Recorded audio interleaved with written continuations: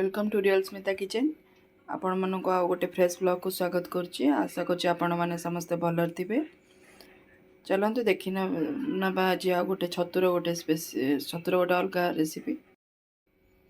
छतु कौन करेंगे भाजिकी पानी बाहर कर देते तादेह कौन करेंगे पूरा छोट छोट काटी ने पियाज गोटे जिंजर गार्लिक आउ कंचा लंकार गोटे दरदरा पेस्ट करके बाटिकी देवे।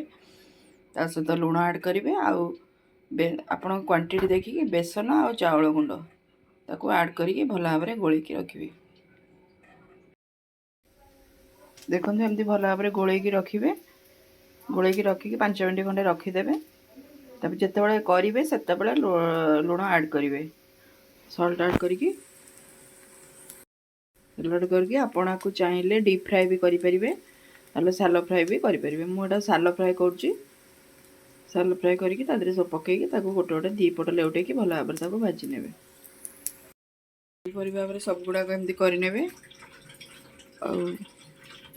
सॉस हो कि चटनी हो सहित सर्व करेंगे। यही आप छतु बरा भी निश्चिंत घरे ट्राए करूँ। आ भल लगे रियल स्मिता किचन को लाइक शेयर सब्सक्राइब करने को जमार भूलें। रोचे जय जगन्नाथ।